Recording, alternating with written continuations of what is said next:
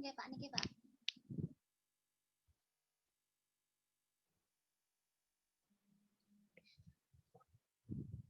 Langsung nggih Pak Bowo niki. Ya, silahkan langsung, Mbak. Maaf, lupa nge-mute saya. Ya, terima kasih Pak. Bismillahirrahmanirrahim. Sebelumnya, Assalamualaikum warahmatullahi wabarakatuh. Kami dari kelompok 5 yaitu kelompok terakhir di sini akan mempresentasikan desain penelitian eksperimen yaitu pra-eksperimen, eksperimen sejati dan kuasi eksperimen. Yang beranggotakan kelompok saya sendiri, Puput dan Mbak Nur Aditya, kemudian Mbak Tunjung, Mbak Yesika dan Mbak Sri Septi. Next, Mbak.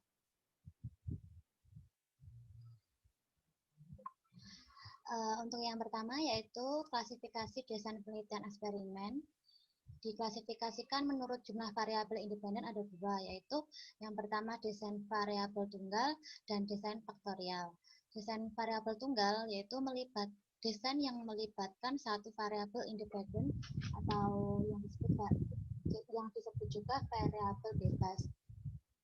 Untuk yang kedua yaitu desain faktorial, yaitu melibatkan dua atau lebih variabel independen atau variabel bebas dengan sekurangnya satu yang dimanipulasi oleh peneliti. Next. Kemudian untuk jenis desain penelitian terbagi menjadi tiga, yaitu penelitian pra-eksperimen, penelitian eksperimen sejati, dan yang ketiga kuasi eksperimen. Untuk penelitian pra-eksperimen itu merupakan rancangan penelitian eksperimen yang belum sesungguhnya karena masih terdapat variabel luar yang ikut berpengaruh terhadap terbentuknya variabel dependen atau variabel terikatnya. Kemudian yang kedua untuk eksperimen sejati merupakan desain percobaan yang sesungguhnya. Karena dalam desain ini peneliti dapat mengontrol semua variabel luar yang mempengaruhi jalannya eksperimen. Untuk yang ketiga, kuasi eksperimen merupakan desain ini mempunyai kelompok kontrol, tetapi dapat berfungsi sepenuhnya untuk mengontrol variabel-variabel luar yang mempengaruhi pelaksanaan eksperimen. Lanjut, Mbak. Nah, di sini ada istilah dan simbol dalam menyusun desain eksperimen. Yang pertama itu X, yang berarti variabel independen atau perlakuan. Kemudian Y, yang berarti variabel dependen atau variabel bebas. Kemudian Y1, itu variabel terikat sebelum manipulasi variabel bebas, atau yang Y1 itu berupa pretest. Kemudian Y2 variabel setelah manipulasi variabel bebas atau post-test. S itu merupakan subjek yang digunakan dalam eksperimen. E merupakan kelompok eksperimen. C merupakan kelompok kontrol. Dan yang terakhir R menunjukkan bahwa individu atau kelompok telah dipilih dan ditentukan secara random. Dan untuk yang pertama itu ada desain pra-eksperimen yang terbagi menjadi dua desain. Yang pertama desain 1, pretest, post-test satu kelompok yang melibatkan 3 langkah. Langkah yang pertama yaitu hasil pretest digunakan untuk mengukur variabel dependen atau variabel terikat. Kedua yaitu menerapkan perlakuan eksperimen pada subjek. Ketiga melakukan post-test lagi untuk mengukur variabel dependen atau variabel terikat. Kemudian untuk desain 2 itu perbandingan kelompok statis memiliki 3 asumsi. Yang pertama perbandingan kelompok statis, 2 kelompok dipilih, 1 diantaranya memperoleh perlakuan dan 1 yang lain tidak menerima perlakuan. Yang kedua, skor post-test ditentukan untuk mengukur perbedaan setelah perlakuan 2 kelompok. Dan yang terakhir, desain ini tidak melibatkan pretest sehingga perbedaan antara 2 kelompok sebelumnya tidak diketahui.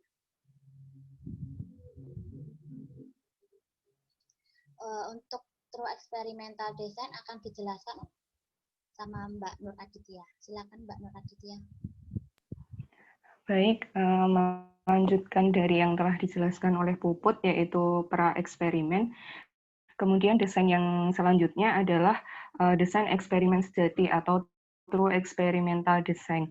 Untuk desain penelitian sejati atau true experiment design ini dalam bukunya Donat Ari itu ada 5 jenis atau 5 tipe. Yang pertama adalah randomized subject post-test only control group design. Yang kedua randomized matched subject post-test only control group design. Yang ketiga randomized subject pretest post-test control group design. Yang ketiga Solomon 3 group design, dan yang terakhir adalah Solomon 4 group design. Nah, kenapa disebut true experiment design? Karena subjek dalam penelitian ini itu dipilih secara acak ke dalam kelompok, yaitu kelompok eksperimen dan kelompok kontrol. Selanjutnya, yang pertama adalah randomized subject post-test only group control design. Ini merupakan salah satu desain yang paling sederhana, namun paling kuat dari semua desain eksperimental. Dengan 2 elemen penting di dalamnya, yaitu ada pengacakan dan ada kelompok kontrol. Kemudian dalam desain ini itu tidak ada pretest.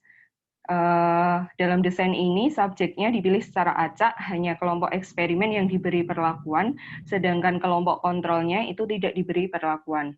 Kemudian kedua kelompok ini diukur pada variabel terikatnya, yaitu Y2, dan skornya itu dibandingkan untuk menentukan pengaruh dari X atau pengaruh dari variabel independennya. Kemudian jika skornya itu diperoleh dari kedua kelompoknya itu berbeda secara signifikan, maka bisa dikatakan bahwa perlakuan eksperimental atau X-nya itu bertanggung jawab atas hasil yang diamati.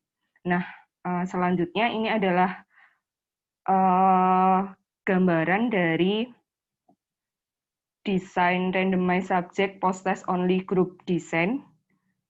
Next, Mbak Septi. Nah, itu jadi ada 2 kelompok.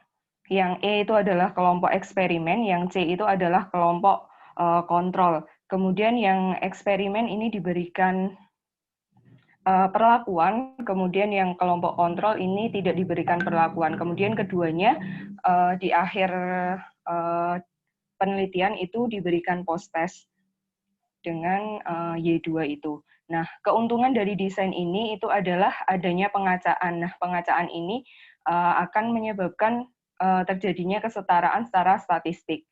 Nah, karena tidak adanya pretest yang digunakan dalam desain ini, maka tidak ada efek interaksi dari pretest dan X. Desain ini sangat direkomendasikan untuk penelitian tentang sikap. Namun, desain ini itu juga memiliki kekurangan karena tidak adanya pretest, jadi kita tidak bisa melihat perubahannya seperti apa gitu. Untuk desain yang kedua selanjutnya adalah randomized matched subject post-test only group control design. Kemudian desain ini itu mirip dengan yang sebelumnya, tetapi pada desain ini itu menggunakan teknik pencocokan atau match untuk membentuk kelompok yang setara. Subjek itu dicocokkan dengan 1 atau 2 variabel yang dapat diukur dengan mudah, misalnya dengan tes IQ atau skor membaca. Nah, variabel yang digunakan itu adalah yang memiliki korelasi dengan variabel dependen. Selanjutnya, pengacaan pada kelompok tersebut menjadi kelompok kontrol atau eksperimen itu bisa dilakukan secara acak atau biasa menggunakan pelemparan koin gitu. Kemudian selanjutnya itu gambaran dari desainnya. Seperti yang tadi, E itu adalah kelompok eksperimen, C itu adalah kelompok kontrol. Kemudian ini sama, cuman bedanya hanya di yang itu di tekniknya itu dengan pencocokan. Nah, keuntungannya dari desain ini itu adalah desain pencocokan subjek ini berfungsi untuk mengurangi sejauh mana perbedaan eksperimental dapat dijelaskan dengan perbedaan awal antar kelompok. Kemudian desain ini mengontrol perbedaan antar subjek yang sudah ada sebelumnya pada variabel yang sangat berhubungan dengan variabel dependen yang dirancang untuk dipengaruhi oleh perlakuan. Kemudian pada desain ini, itu jika salah satu atau lebih dari subjek itu keluar karena kecocokannya tidak dapat ditemukan, ini akan terjadi bias. Nah, saat menggunakan desain ini, itu penting bagi peneliti untuk mencocokkan setiap subjeknya, meskipun hanya perkiraan sebelum adanya tugas acak. Kemudian desain yang selanjutnya adalah randomized subject, pretest, posttest, control, group design. Nah, desain ini itu adalah desain yang umum digunakan atau paling banyak digunakan. Dengan pemilihan subjek antara kelompok eksperimen dan kontrol itu dilakukan secara acak. Nah, pada desain ini itu terdapat pretest pada variabel dependent Y, kemudian perlakuannya hanya diberikan pada kelompok eksperimen. Selanjutnya, kedua kelompok itu diukur variabel terikatnya, kemudian dibandingkan dengan skor post-testnya. Jika ada perbedaan antara kelompok post-test, peneliti kemudian dapat melihat rata-rata perubahannya antara skor pretest atau Y1 dengan post-test atau Y2. Nah, untuk setiap kelompoknya. Kemudian signifikansi perbedaan rata-rata antara pretest dan post-test untuk kedua kelompok ini dapat diuji dengan statistika yaitu UJT atau UJF. Nah, selanjutnya itu adalah gambaran dari desain randomized subject, pretest, post-test, control group design. Yang E itu adalah kelompok eksperimen, yang C adalah kelompok kontrol. Kemudian perbedaannya di sini diberikan pretest terlebih dahulu. Jadi ada Y1 dan dari kedua kelompoknya. Jadi kelompok eksperimen diberi pretest, kelompok kontrolnya juga diberi pretest. Kemudian pada kelompok eksperimen diberikan perlakuan, sedangkan kelompok kontrolnya tidak. Kemudian di akhir nanti diberikan post-test seperti itu. Nah, prosedur statistik yang direkomendasikan untuk desain ini adalah analisis kovarian atau ANA-KOVA dengan skor post-test sebagai variabel dependent dan pretest score sebagai kovariat untuk mengontrol perbedaan awal pada pretest. Untuk desain randomized subject pretest, post-test, control group ini memiliki keuntungan atau kekuatannya, yaitu adanya pengacakan awal yang memastikan adanya kesetaraan secara statistik antara kelompok sebelum eksperimen. Nah, adanya pretest pada desain ini itu dapat mengontrol variabel asing pada kedua kelompoknya. Namun, desain ini juga memiliki kekurangan, yaitu kemungkinan akan ada interaksi antara pretest dengan perlakuan. Jadi hasilnya itu yang digeneralisasikan itu hanya untuk kelompok yang telah diuji sebelumnya. Sehingga respon pada post-test itu mungkin tidak merepresentasikan bagaimana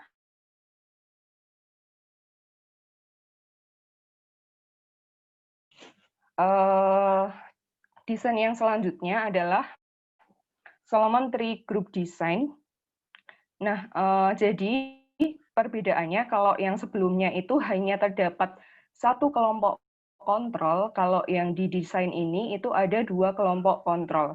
Jadi ada kelas eksperimen, kemudian ada kontrol 1 dan ada kontrol 2. Jadi mirip seperti yang desain sebelumnya itu, tapi ada dua kontrol.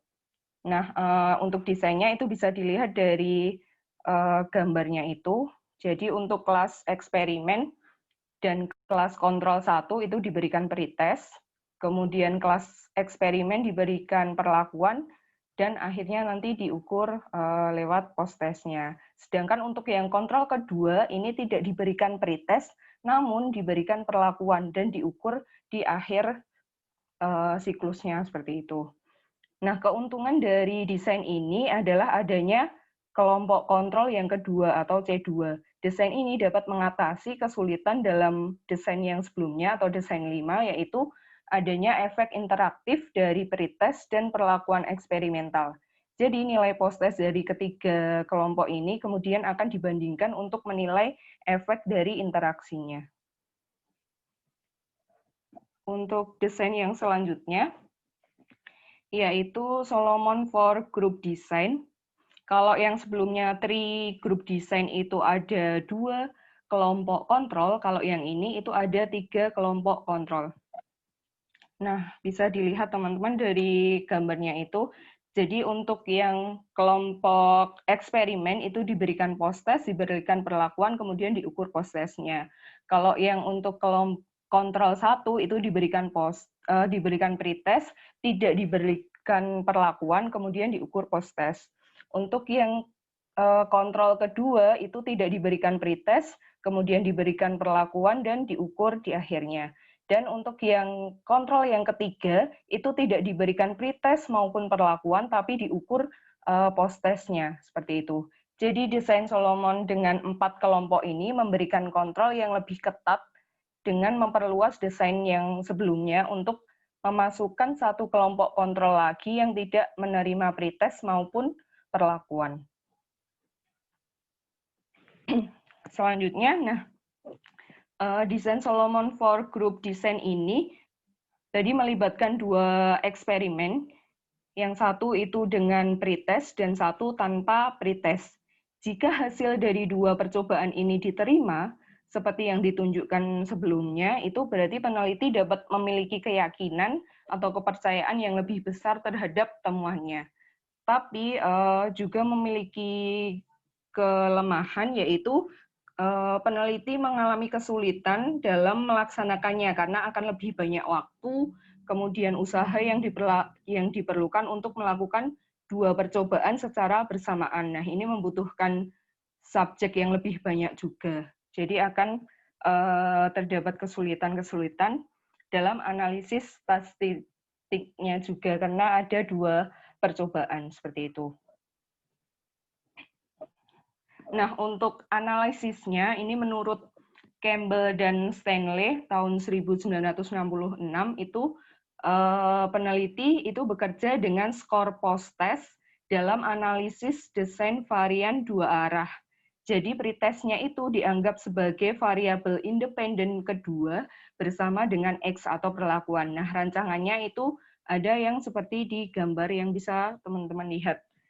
Jadi ada pretest dan ada yang diberikan pretest, kemudian ada yang tidak diberikan pretest. Kemudian untuk yang kolomnya itu ada yang diberikan perlakuan dan tidak diberikan perlakuan. Nah, berdasarkan rancangan di atas itu kita dapat menentukan pengaruh X, kemudian pengaruh dari pretest dan interaksi antara tes atau pretestnya dengan X atau perlakuan. Selanjutnya itu adalah desain faktorial. Nah, desain faktorial ini adalah desain di mana peneliti dapat memanipulasi 2 variabel atau lebih secara bersamaan untuk mempelajari pengaruh independen masing-masing variabel terhadap variabel dependennya, serta efek yang ditimbulkan oleh interaksi antara beberapa variabel. Nah, variabel independen dalam desain faktorial ini disebut sebagai faktor. Nah, ini bisa seperti jenis kelamin, kemudian etnis, kelas sosial, jenis sekolah, atau mungkin variabel yang berkelanjutan seperti bakat atau prestasi. Nah, pada desain ini peneliti itu mengidentifikasi tingkat dari masing-masing faktor. Misalnya, bakat itu ada 2 level, yaitu level tinggi dan level rendah, atau mungkin dibagi lagi menjadi 3 level, atau bisa dari 4 level, dan seterusnya. Kemudian untuk gender misalnya kan ada 2 tingkatan, yaitu pria dan wanita. Ada juga untuk metode pengajarannya, bisa dengan ceramah atau diskusi, dan lain-lain. Nah, untuk desainnya itu bisa dilihat slide selanjutnya. Nah, ini. Jadi desain faktorial ini dikembangkan dengan berbagai tingkatan kerumitan. Desain faktorial yang paling sederhana itu adalah 2x2. Desain ini memiliki 2 faktor, dan setiap faktor itu memiliki 2 tingkatan.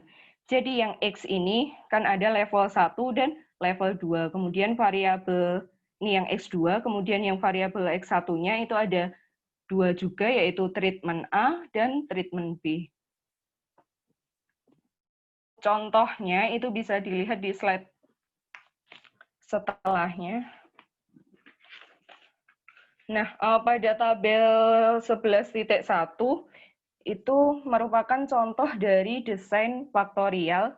Ini adalah untuk mengetahui membandingkan antara keefektifan dari dua jenis metode pembelajaran, yaitu metode A dan metode B terhadap hasil belajar siswa kelas 9. Nah, ini di bukunya Donat Ari itu ada contoh seperti ini.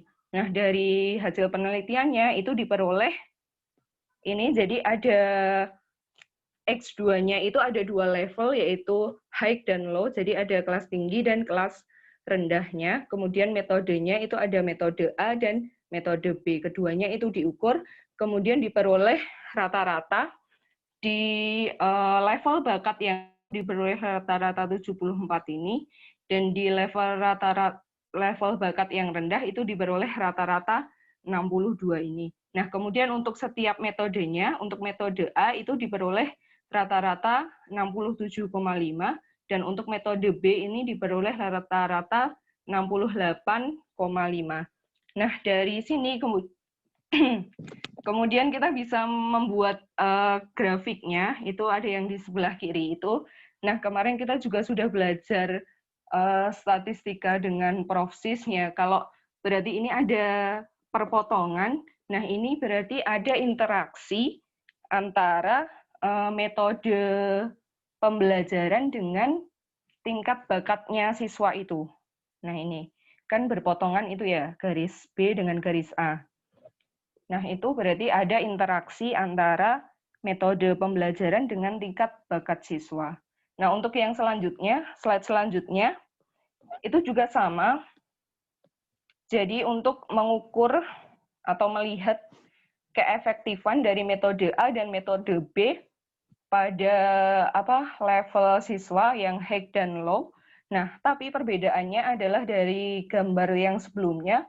Kalau yang ini itu gambarnya berpisah ya, jadi tidak berpotongan. Berarti dapat kita simpulkan bahwa pada penelitian ini itu tidak ada interaksi antara metode pembelajaran dengan tingkat bakatnya siswa, seperti itu. Nah, itu adalah desain faktorial. Untuk selanjutnya, tentang desain eksperimental lainnya mungkin akan dijelaskan oleh teman saya.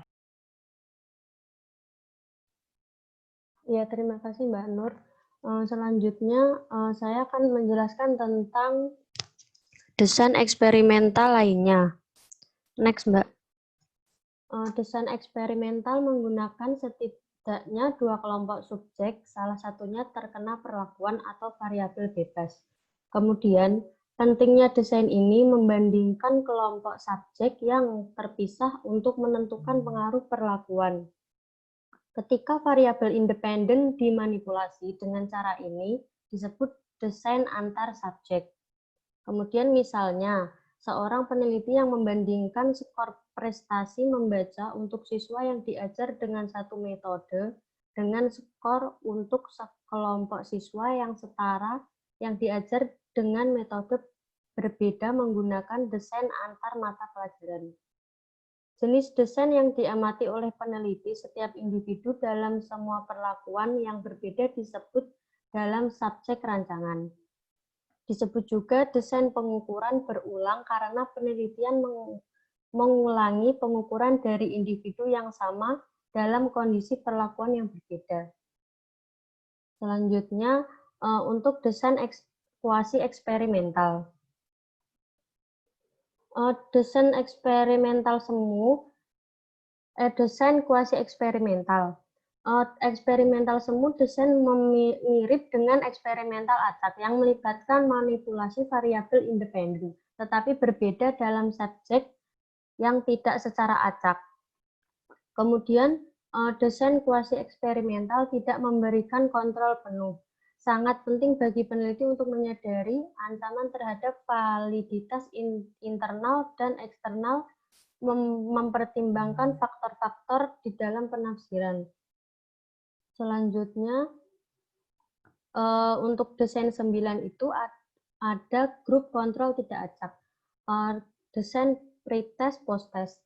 Kelompok kontrol tidak acak atau desain pretest post-test adalah salah satu yang paling banyak digunakan untuk desain eksperimental semu dalam penelitian pendidikan. Mirip dengan desain 5, tetapi dengan satu perbedaan yang penting, desain 9 ini tidak mengizinkan penempatan subjek secara acak ke kelompok eksperimental semu. Ini untuk tabelnya hampir sama dengan yang desain 5 tadi. Untuk grup E dan C untuk eksperimen dan kontrol itu diberikan pretest semua. Tapi untuk yang eksperimen diberi perlakuan, untuk yang kontrol tidak diberi perlakuan. Kemudian untuk eksperimen dan kontrol diberi post-test semua. Terdapat beberapa kemungkinan ancaman validitas internal yang tidak dapat dikontrol oleh desain ini, yaitu ancaman yang dihasilkan dari interaksi pemilihan dan beberapa ancaman umum lainnya. Ini next untuk macam-macam interaksinya.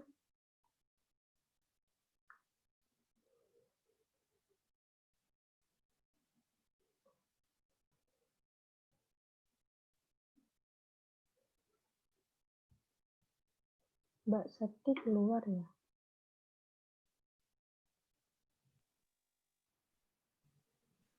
Siapa yang bisa menggantikan share Saya screen-nya? bisa, Pak. Saya. Oh, udah, Pak. Mbak Seti.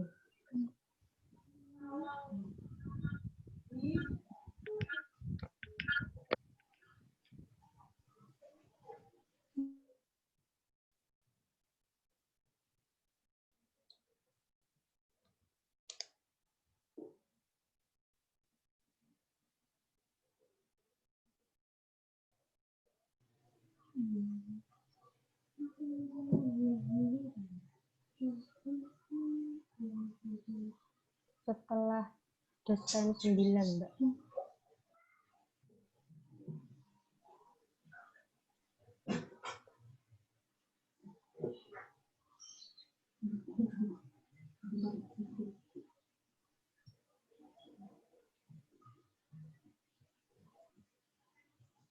Ya, kemudian ada 3 macam interaksi dari desain 9 itu.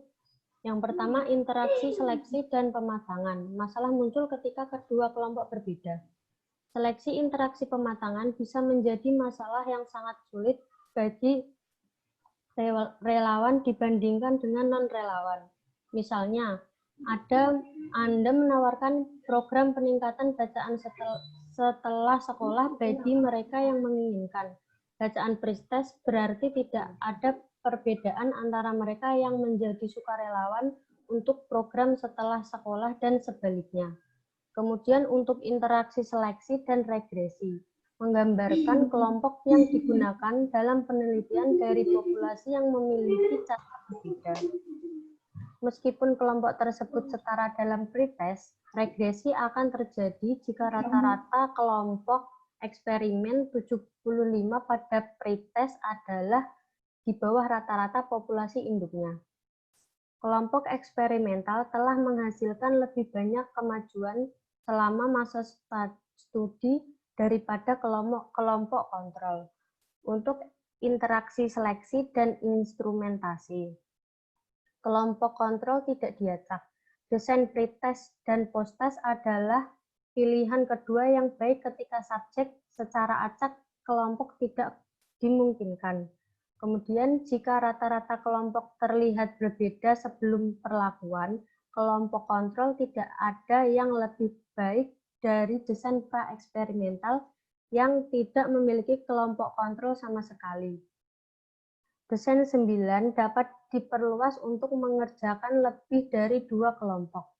Next, Mbak. Kemudian untuk desain 10,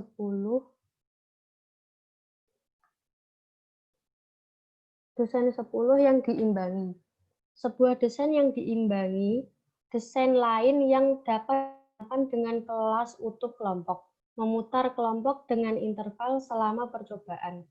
Ini seperti contoh di tabel, kelompok pertama dan kedua itu menggunakan metode A dan B masing-masing. Untuk paruh pertama bereksperimen dan kemudian bertukar metode untuk babak kedua. Next, Mbak.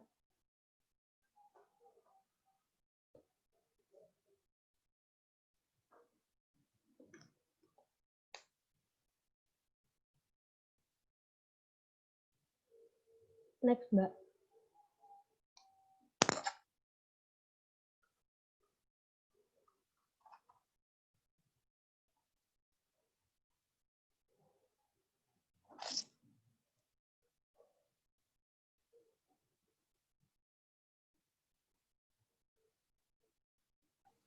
Macet slide-nya. Iya itu Pak, masih desain 10. Di kontak ini Mbak Septianti ya? Nggih.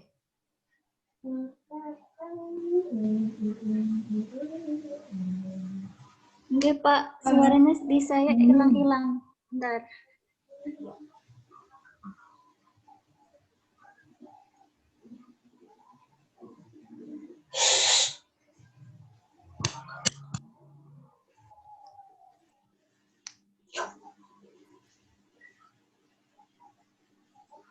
Bagus ya.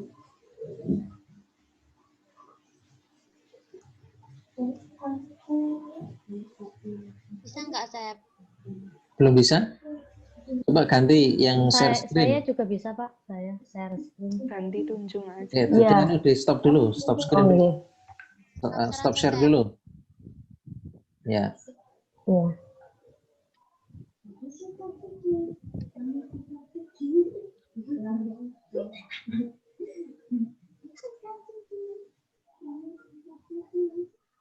Ya, Mbak Tunjung. Oh, nggih Pak. Siap.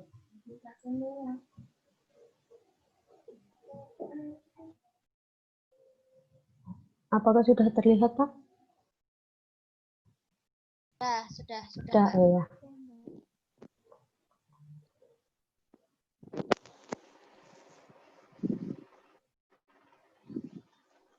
Kemudian untuk tabel 11.3 ini menunjukkan desain yang diimbangi oleh 4 perlakuan. Setiap baris pada tabel ini mewakili satu replikasi. Untuk setiap replikasi, file kelompok digeser sehingga kelompok A pertama mengalami X1, X2, kemudian X3, dan terakhir X4. Kemudian setiap sel dalam desain akan berisi skor rata-rata pada variabel dependen untuk kelompok, perlakuan, dan replikasi yang ditunjukkan. Untuk skor rata-rata untuk setiap kolom akan menunjukkan kinerja keempat kelompok pada variabel terikat di bawah perlakuan diwakili oleh kolom. Kemudian untuk kekurangan dari desain 10 ini, kemungkinan adanya sisa dari 1X ke berikutnya. Oleh karena itu, desain ini harus digunakan hanya saat perlakuan eksperimental sedemikian rupa sehingga paparan satu perlakuan tidak akan ada pengaruh pada perlakuan selanjutnya. Untuk desain ini, kemungkinan membosankan siswa dengan tes ulang metode ini. Kemudian untuk slide selanjutnya akan dijelaskan oleh teman saya.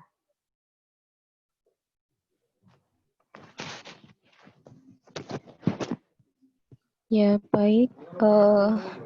Topik selanjutnya yaitu time series design. Jadi, ya, lanjut Mbak. Ya, time series design itu merupakan suatu desain di mana pemilihan kelompoknya dilakukan tidak secara acak, melainkan dilakukan dengan melalui pretest secara beruntun. Jadi pretestnya itu tidak hanya sekali saja, tapi biasanya itu minimal 4 kali. Gunanya pretest ini untuk mengecek kestabilan kelompok penelitian sebelum diberi perlakuan atau tidak diberi perlakuan, kemudian dilakukan post-test yang jumlahnya itu sama dengan pretest yang dilakukan. Kalau pretestnya 4, berarti post-testnya juga 4. Nah, berdasarkan ada tidaknya perlakuan, time series design ini dibagi menjadi 2, ada one group time series design dan control group time series design. Lanjut, Mbak. Oke, di Donald Airy, Time Series Design yang pertama yaitu One Group Series Design. Desain ini merupakan desain yang ke-11. Jadi di desain ini melibatkan pengukuran berulang, pretest dan juga post-test. Kemudian ada satu kelompok yaitu kelompok Y, kelompok penelitiannya, dan ada perlakuan penelitian. Jadi di sini hanya menggunakan satu kelompok saja, yaitu kelompok perlakuan atau kelompok penelitian, tidak ada kelompok kontrolnya. Lalu sebelum perlakuan, kelompok Y diberikan pretest dulu sebanyak 4 kali, kemudian setelah diberikan perlakuan X, dia juga dikasih post-test sebanyak 4 kali. Lanjut. Dari pengukuran yang dilakukan sebelum dan juga sesudah perlakuan, di situ kita bisa melihat pengaruh dari perlakuan X pada kelompok Y. Nah, desain ini dapat digunakan dalam beberapa contoh kasus yang ada di Donald Airy. Itu dikatakan bisa digunakan untuk pengaturan sekolah, untuk mempelajari akibat dari perubahan besar dalam peraturan administrasi dan tindak pendisiplinan atau pelanggaran tata tertib. Kemudian bisa juga digunakan dalam penelitian yang melibatkan pengukuran berulang seperti sikap siswa dan pengaruh yang ditimbulkan dari pengenalan desain film dokumenter untuk pengubahan sikap dari siswa. Ya, di sini ditampilkan ilustrasi dari kemungkinan hasil yang kita dapat dari time series design one group series ini. Yang pertama, dari grafik A itu bisa diketahui kalau sebelum perlakuan itu pretestnya menunjukkan hasil yang sama. Dan setelah diberikan perlakuan, hasil dari post-testnya juga sama. Jadi di situ menunjukkan bahwa pengaruh perlakuan X pada kelompok Y itu hasilnya stabil. Kemudian dari grafik B, itu menunjukkan sebelum diberi perlakuan, hasilnya stabil. Setelah diberikan perlakuan X, menunjukkan peningkatan hasil di post-test pertama, tapi setelah dilakukan post-test 2 dan sampai ke 4, itu menunjukkan hasil menurun. Jadi bisa dikatakan kalau dari grafik B ini, pengaruh X hanya bersifat sementara. Lanjut. Kemudian dari grafik C, itu menunjukkan bahwa hasil pengukuran mengalami kenaikan secara konstan atau kenaikannya itu relatif sama, baik sebelum dan juga sesudah diberikan perlakuan.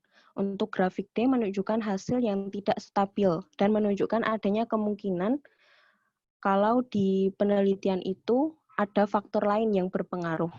Seperti itu. Lanjut di sini desain 11 atau One Group Series Design ini memiliki kemiripan dengan desain 1, yaitu desain One Group Pretest Post-Test Design yang disampaikan oleh Mbak Puput di awal tadi, di mana keduanya itu sama-sama menggunakan pretest dan juga post-test, serta tidak menggunakan kelompok kontrol. Tetapi desain 11 ini memiliki manfaat atau keunggulan dari desain 1 untuk penelitian pendidikan. Keunggulannya, kalau yang desain 1 itu kan pretest dan post-testnya hanya dilakukan sekali. Sedangkan untuk desain 11 itu dilakukan beberapa kali. Jadi hasil dari desain 11 ini bisa lebih akurat. Mungkin kalau semuanya saya salah, nanti mungkin Pak Bo bisa membenarkan, Pak. Ya, selanjutnya kelemahan dari desain 11 ini, yang pertama dia tidak mampu untuk mengendalikan apa yang terjadi sebelumnya. Artinya di sini kita tidak dapat mengesampingkan kemungkinan bahwa faktor lain bisa menyebabkan perubahan bukan dari faktor penelitian, tapi faktor di luar faktor penelitian atau perlakuan penelitian. Kemudian yang kedua, di sini juga tidak bisa membatasi atau mencegah interaksi faktor-faktor lain selama pengukuran berulang dilakukan. Kemudian yang ketiga, statistika inferensial biasanya tidak cocok dengan desain ini karena uji signifikansi cenderung memandang data tidak berhubungan satu sama lain, tetapi data pada time design ini, data yang satu dengan yang lainnya itu saling berkorelasi atau berhubungan. Nah, yang kedua, di time series design itu ada control group time series design.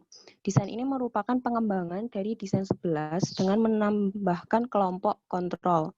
Nah, kelompok kontrolnya akan diukur bersamaan dengan kelompok perlakuan, hanya bedanya kelompok kontrol tidak diberikan perlakuan X atau perlakuan penelitian.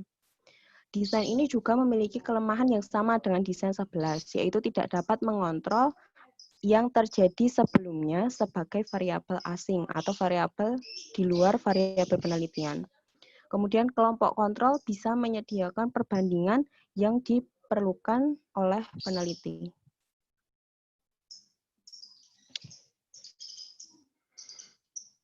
Nah, untuk yang desain 12 control group time series design bisa dilihat di gambar. Jadi grup E itu adalah grup perlakuan atau grup penelitian, sedangkan grup C-nya adalah grup kontrol. Nah, di grup E,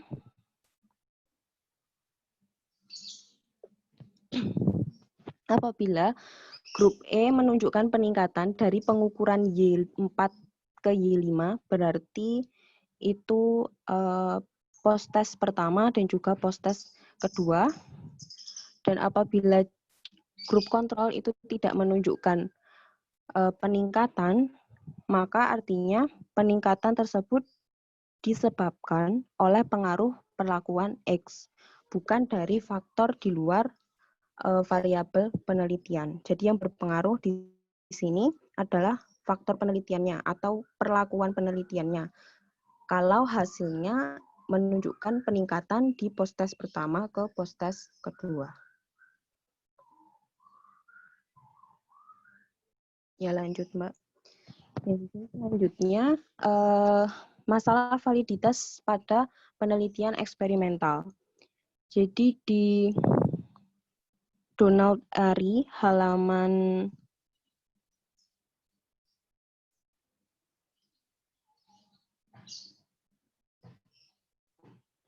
323 itu ditunjukkan tabel 11.4 di mana 11.4 di mana di situ ditampilkan beberapa sumber yang menyebabkan ketidakvalidan dalam desain eksperimental.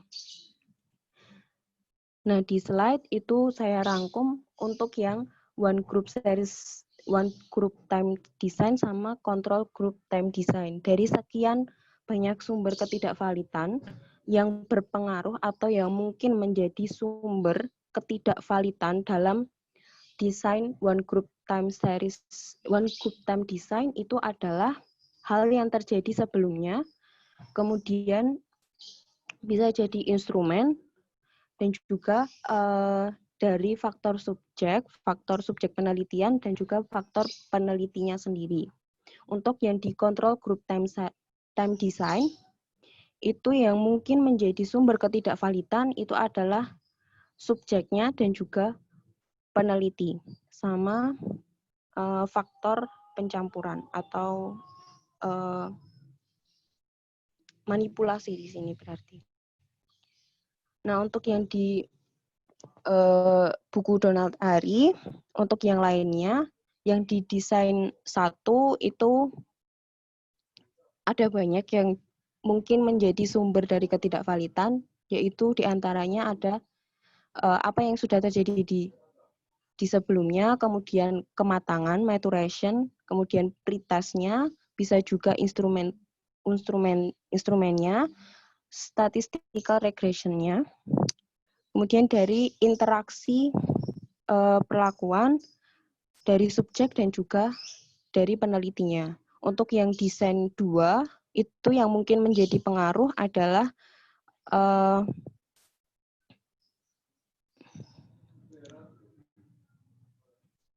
differential selection, kemudian dari experimental mortality, lalu dari interaksi, pemilihan perlakuan, kemudian dari subjeknya, dan dari penelitinya. Nah, untuk yang true eksperimental itu kebanyakan yang menjadi sumber dari ketidakvalidan itu dari subjek dan juga dari peneliti. Untuk yang kuasi eksperimental, desain ke-9 dan juga ke-10, itu secara garis besar yang menjadi sumber ketidakvalidan itu adalah differential selection-nya, kemudian subjek, kemudian dari peneliti, dan juga interaksi of selection and other traits. Sama diffusion juga di sini menjadi faktor atau sumber dari ketidakvalidan juga. Untuk selanjutnya akan disampaikan oleh teman saya. Selanjutnya itu single subject experimental design. Nah, yang pertama itu single subject experimental design ini, itu desain eksperimen subjek tunggal, yaitu jenis desain eksperimen dengan fitur unik, ukuran sampel hanya satu atau terdiri dari beberapa peserta yang diperlakukan sebagai satu unit. Jadi, pada desain eksperimen subjek tunggal ini, tidak adanya penugasan acak atau penggunaan kelompok kontrol. Sehingga, dalam desain ini itu sebagai adanya kelompok perlakuan dan kelompok kontrol. Sehingga peneliti itu harus mengukur perilaku partisipan berulang kali selama setidaknya 2 titik waktu yang berbeda saat treatment tidak ada dan adanya treatment. Sehingga periode selama treatment ini diberikan selama periode treatment dan selama treatment itu tidak ada, sehingga pada awalnya itu disebut itu periode baseline-nya, awal dasarnya. Lanjut. Nah, tadi itu sudah dijelaskan sebelumnya yang faktor yang tidak kevalidan itu, sumber yang tidak validan yang sudah dijelaskan Mbak Jessica sebelumnya, sehingga pada yang pertama itu ada desainnya pre-eksperimental, true eksperimental, dan kuasi eksperimental. Sehingga yang tanda-tanda ada min, plus, dan tanda tanya itu, yang tanda plus dalam sumber ketidakvalidan tersebut, misal ada min, itu kurangnya kolom yang dikontrol. Kalau yang plus itu faktor yang sudah dikontrol, kalau tanda tanya itu mungkin menunjukkan sebagai sumbernya. Tadi sebagai jelasnya sudah dijelaskan Mbak Jessica. Selanjutnya. Nah, pada contoh desain eksperimen subjek tunggal ini, itu dijelaskan contohnya seorang guru itu ingin mengetahui efek dari penghargaan tertentu. Misalnya ada perlakuan atau variabel independennya pada perilaku waktu saat mengerjakan tugas dari anak dengan gangguan, misalnya dengan attention deficit atau hyperactivity. Perilaku anak akan diukur sebelum perlakuan itu sebagai baseline-nya, terus selama perlakuan dan setelah perlakuannya itu bagaimana.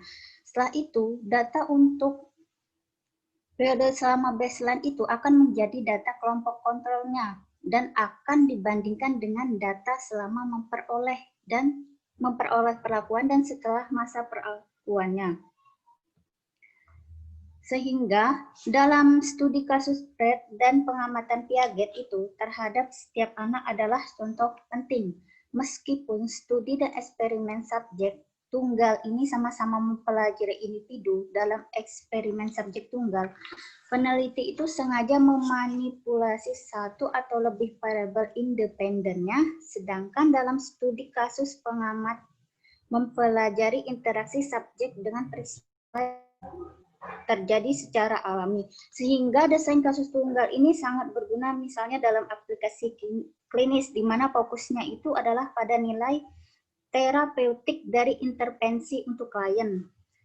yang dijelaskan di buku Donald Eri tersebut. Sehingga misalnya seorang guru dari anak-anak dengan ketidakmampuan belajar yang misalnya yang parah, misalnya menginginkan informasi mengenai keefektifan prosedur tertentu dengan seorang anak. Bahwa beberapa percaya bahwa studi yang melaporkan perbedaan rata-ratanya itu untuk kelompok mungkin memiliki sedikit arti ketika memperlakukan individu tersebut. Sehingga desain subjek tunggal ini pada dasarnya merupakan dari perluasan dari kuasi eksperimental one group time series design. Sehingga perkembangan waktu ada membuat yang paling umum itu pertama desain AB dan desain multiple baseline. Selanjutnya yaitu desain AB, di mana desain ini itu terdiri dari tanpa perlakuan atau baseline-nya, di mana perilaku yang diinginkan diukur beberapa kali. Contohnya misalnya di buku Donald Eri itu, perilaku misalnya beberapa kali seorang siswa dengan disabilitas kognitifnya meninggalkan tempat duduknya, atau beberapa kali seorang anak autis membenturkan kepalanya. Sehingga penilaian pre-treatment ini berfungsi sebagai waktu kontrolnya, sehingga untuk membandingkan efek perlakuannya itu bagaimana. Setelah gambaran yang stabil tentang perilaku pre-treatment-nya itu telah ditetapkan, fase B dan perlakuannya itu akan dimulai. Nah, dalam fase pre-treatment dari contoh ini, mungkin anak itu sebelumnya diberi token terlebih dahulu, misalnya dapat istimewa yang diinginkan. Nah, untuk jangka waktu yang dihabiskan untuk duduk tersebut atau jangka waktu tanpa tindakan yang melecehkan dia sendiri. Perilaku itu terus dipantau secara konsisten selama fase treatment, biasanya sampai intervensi tampak berpengaruh dan laju perilaku menjadi stabil.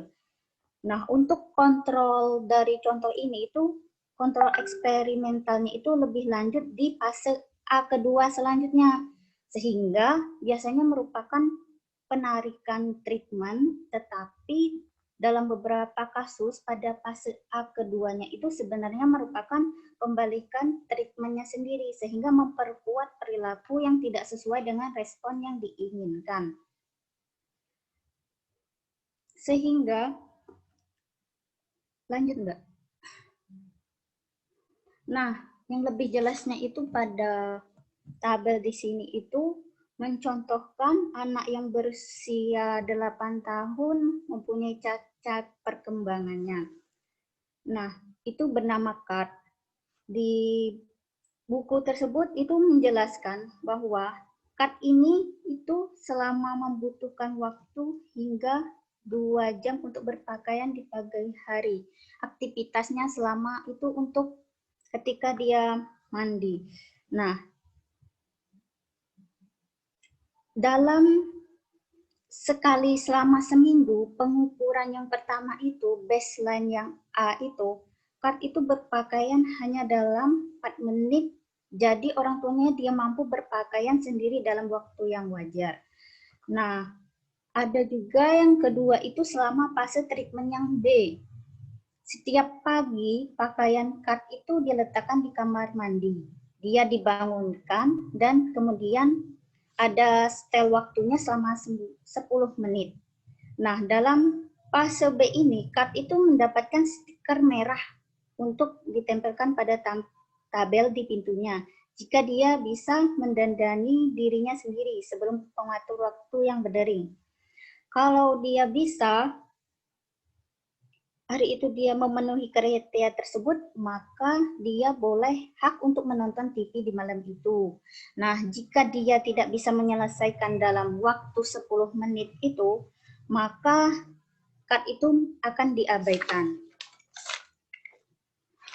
Nah, perlakuannya sebelumnya itu selama minggu awal itu CART itu membutuhkan waktu rata-rata 59 menit untuk berpakaian. Sehingga selama 17 hari di fase B pertama itu, CART itu memenuhi kriteria 9 kali dan rata-ratanya adalah 10 menit. kriterianya. Sehingga pada 3 kesempatan dari awal menit pertama direkam, karena dia bangun dan berpakaian sendiri sebelum orang tuanya bangun. Nah, setelah itu, selama 6 hari berikutnya itu, pakaian card itu disiapkan untuknya, tetapi pengatur waktunya itu tidak ada lagi dan dia diizinkan untuk menonton TV. Tidak peduli berapa lama dia berpakaian. Nah, waktu ganti rata-rata 23 menit selama fase A yang baseline yang pertama itu, kedua itu, ketika treatment dipulihkan selama 12 dari 13 hari berikutnya itu waktu ganti card itu cuma rata-rata hanya 8 menit. Nah, sehingga pada elemen kuncinya pada desain ABAB itu adalah kembali ke tingkat perilaku sebelumnya saat kondisi dasar yang dipulihkan. Sehingga dalam keadaan tertentu, asumsi bahwa intervensi adalah penyebab perubahan bisa sangat melemah. Misalnya jika ada cukup banyak variabilitas selama dalam periode baseline-nya itu, sehingga kita dapat berargumen bahwa perilaku pasca treatment tidak berbeda secara bermakna dari perilaku pra-treatmentnya itu. Sehingga jika pergeseran dari perlakuan B kembali ke baseline-nya A tadi, jelas sebagian besar kekuatan desain ABAB ini akan hilang.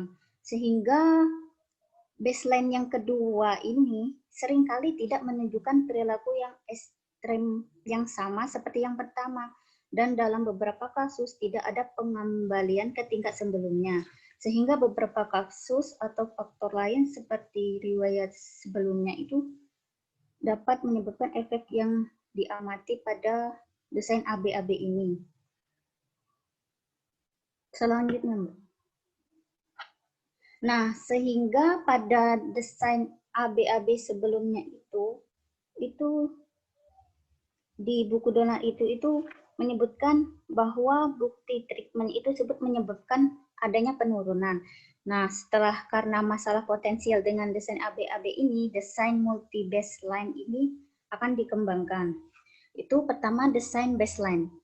Desain multi baseline ini pengamatan dilakukan pada beberapa peserta perilaku target yang berbeda dari satu atau lebih subjek atau situasi yang berbeda.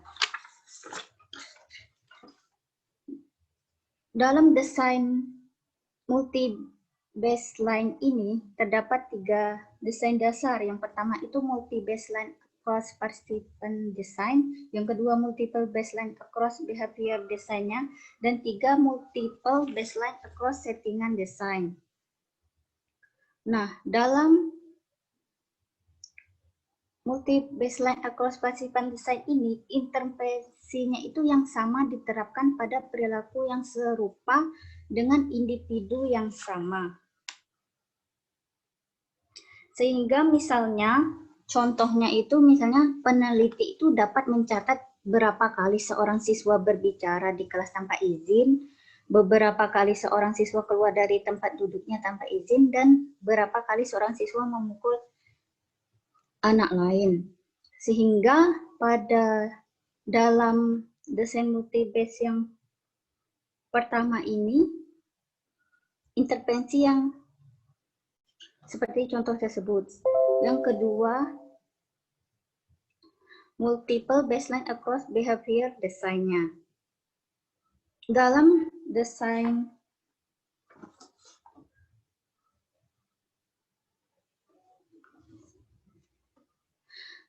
yang lintas peserta ini, intervensi yang diterapkan itu sama pada perilaku yang sama atau serupa dari individu yang berbeda dalam pengaturan yang sama. Nah, contohnya itu di buku Donald Eyre itu perilaku yang sama dari misalnya beberapa klien, seperti jumlah kontak mata dengan guru dapat dicatat untuk 2 anak atau lebih di kelas selama prasekolah selama fase baseline-nya. Sehingga dalam kedua kasus tersebut, contoh yang saya sebutkan tadi, sehingga perlakuan B-nya itu sama untuk semua kondisi atau siswanya. Yang ketiga itu multiple baseline across setting design, itu desain multi baseline lintas pengaturannya, sehingga intervensi yang sama diterapkan pada perilaku yang sama untuk individu yang sama dalam pengaturannya itu yang berbeda. Misalnya contohnya itu seseorang mungkin ingin mengetahui apakah jenis penguatan itu efektif bagi seseorang di kelas matematika, misalnya seperti halnya di kelas yang membaca. Sehingga dapat direkam untuk 2 atau lebih anak di kelas yang prasekolah selama baseline tersebut. Dalam kedua kasus tersebut itu sama dengan perlakuan yang kedua tadi, sehingga perlakuan yang B itu sama untuk semua kondisi atau siswanya. Sehingga dalam desain multibase lintas pengaturan ini, yang ketiga ini, intervensi yang sama diterapkan pada perilaku yang sama untuk individu yang sama dalam pengaturan yang berbeda yang saya sebutkan pertama. Lanjut, Mbak.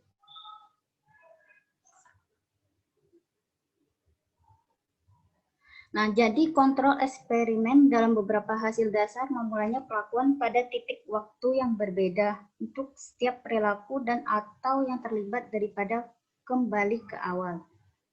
Jadi, setelah baseline-nya itu ditetapkan, yang awal dasarnya itu, perlakuan untuk perilaku 1 itu dibentuk dan baseline dilanjutkan untuk perilaku 2 dan 3. Ketika perlakuan itu untuk perilaku 2 dibentuk, sehingga perlakuan untuk perilaku yang pertama tadi dan baseline untuk perilaku 3 itu dilanjutkan. Sehingga pada desain ini terakhir itu perlakuan untuk perilaku 3-nya itu dibentuk. Sehingga diharapkan bahwa setiap perilaku akan berubah ke arah yang diinginkan pada saat perlakuan dimulai, bukan sebelum atau sesudahnya. Jadi pada buku Donald Airy itu menjelaskan desain multi-baseline ini menggunakan 2 atau lebih unit AB dasarnya. Jika beberapa peristiwa di luar selain perlakuan adalah penyebab sebenarnya dari perubahan tersebut. Hal itu harus mempengaruhi semua anak atau semua perilaku pada titik waktu yang sama.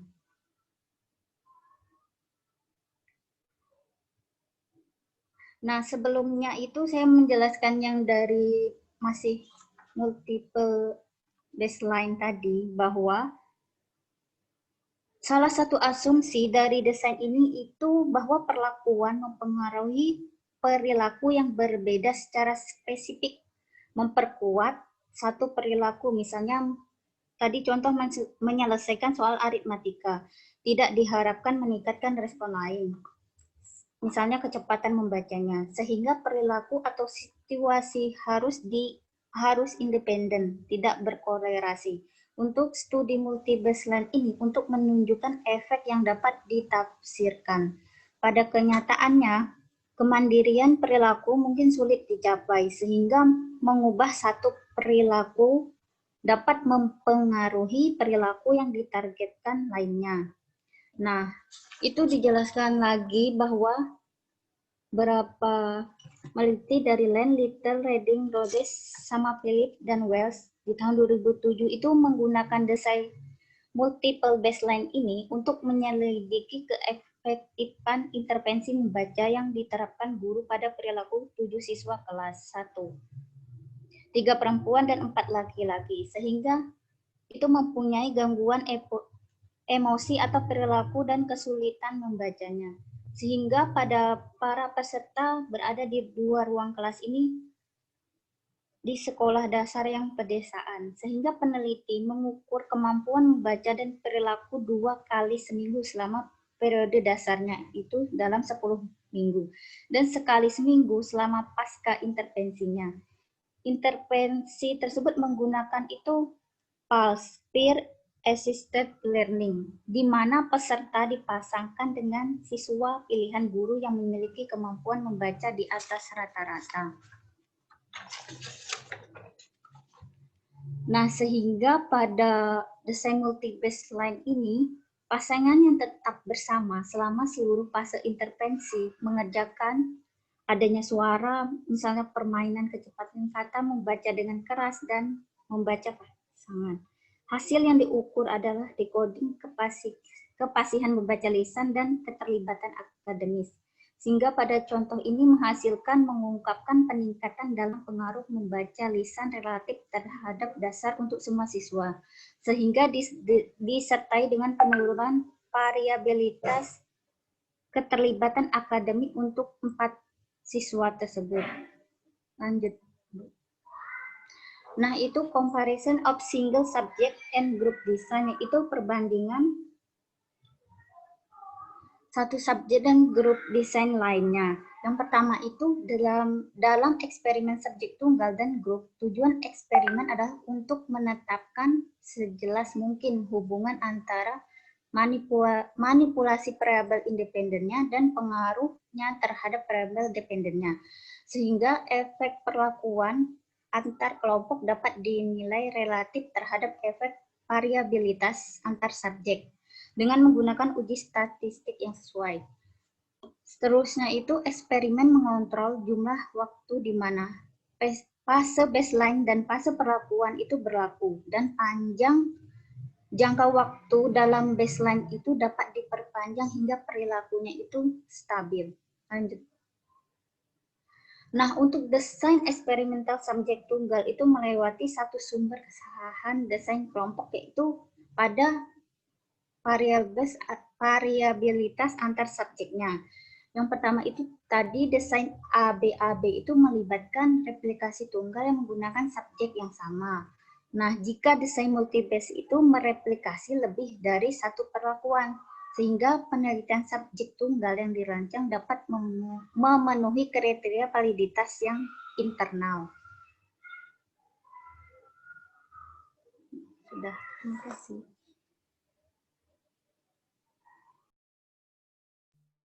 Ya, terima kasih.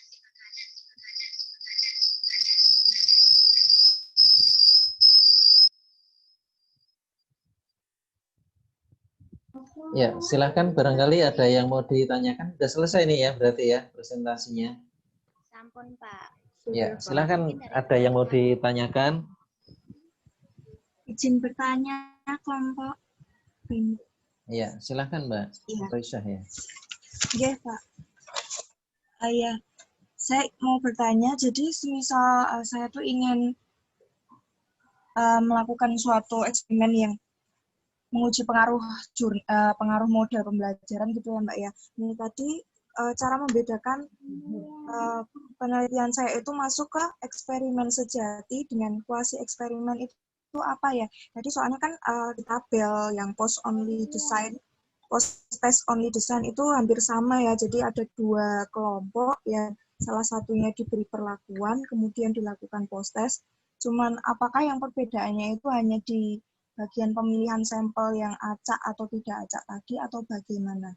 Terima kasih. Ya. Silahkan Mbak Roisyah. Mungkin ada lagi? Yang lain? Silahkan pertanyaan yang lain dulu.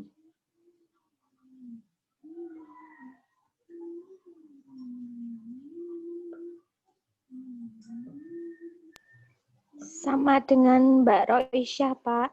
Iya. Kalau kita ingin menguji peningkatan kualitas pembelajaran, itu nanti masuknya jadinya ke true eksperimen atau kuasi eksperimen. Ya, oke. Jadi pertanyaan saya sama kayak Mbak Roisyah. Ya, pasti sama. Oke, silahkan mungkin itu dulu dijawab kelompok terakhir ini, kelompok 4. Baik, mungkin saya akan mencoba 5, menjawab ya. untuk pertanyaannya. Iya, Pak.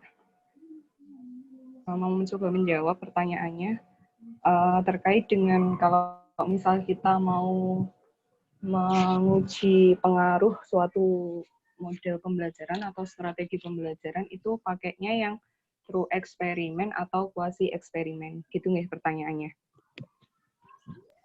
Nah, sebelumnya tadi sudah dijelaskan bahwa sebenarnya perbedaan antara true eksperimen dan quasi eksperimen, perbedaan yang mendasar itu ada pada subjeknya. Jadi kalau di true eksperimen itu partisipan atau subjek eksperimen pada kelas kontrol dan kelas eksperimen itu harus dipilih secara acak.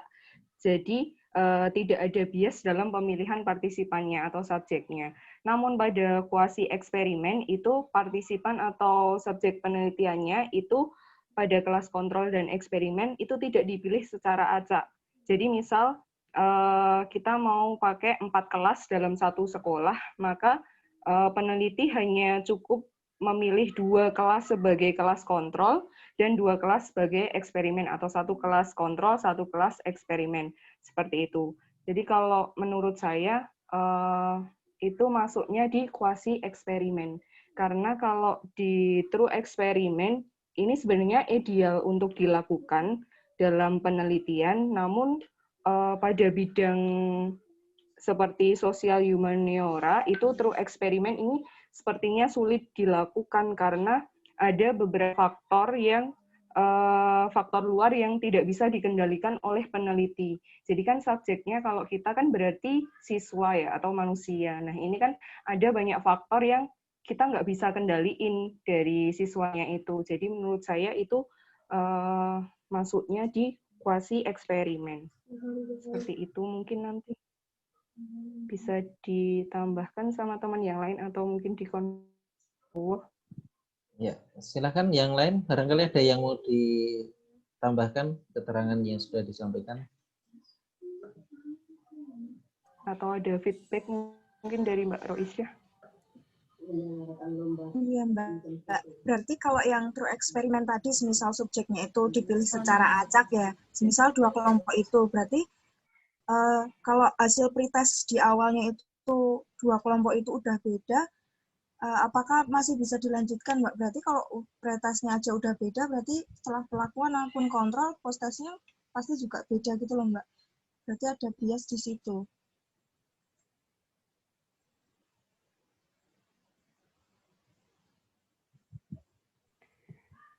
Nah, iya itu juga sebenarnya yang agak membingungkan, tapi emang kelemahannya dari kuasi eksperimen ini kan tetap ada confounding variable ya atau bias yang jadi ancaman dari validitas internal dari penelitian ini.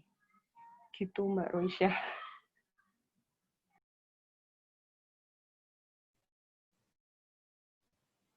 Oke, Mbak. Ya, silakan. Ada pertanyaan lagi dari teman-teman? Hanya Mbak Jessica ya. Oke, silakan Bu. Tadi yang bagian PPT atau slide ke ini ya, yang tentang randomized subject post-test only control group design. Ya. Nah, di situ intinya kan tidak ada atau tidak menggunakan pretest, kemudian sudah dijelaskan keuntungan maupun kelebihan kekurangannya. Nah, saya mohon dijelaskan lagi untuk contoh, karena di situ kan dengan tidak adanya pretest itu ada keuntungan ya. Untuk contoh konkretnya pada penelitian pendidikan misalnya apa ya Mbak? Artinya kapan kita bisa menggunakan yang randomized subject ini dengan tanpa pretest, artinya cukup dengan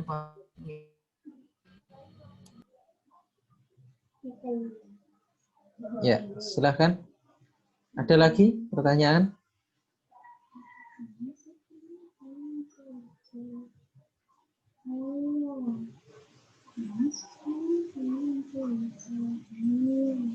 Kalau tidak ada, silakan dijawab dulu pertanyaan dari Bu Puji.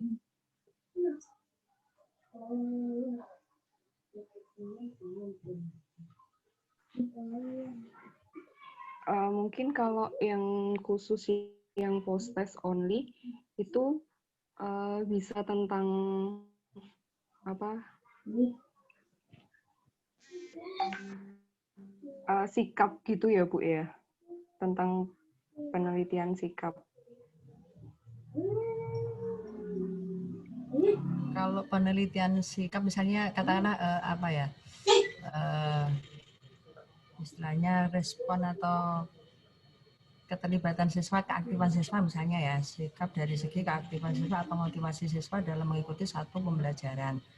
Nah, saya bingungnya itu Mbak, penggunaan tanpa pretestnya itu gimana? Kalau misalnya, oke, kita ambil contoh penelitian tentang sikap ya, perubahan sikap dengan dikenai suatu model pembelajaran misalnya. Nah, dengan tanpa pretest kemudian hanya prosesnya itu realnya gimana? Masih agak bingung saya. Ya, intinya bagaimana melaksanakan penelitiannya. Jadi desain ya, betul. Ini sebetulnya adalah arahan bagi kita bagaimana melaksanakan penelitiannya. Ya, silakan Mbak.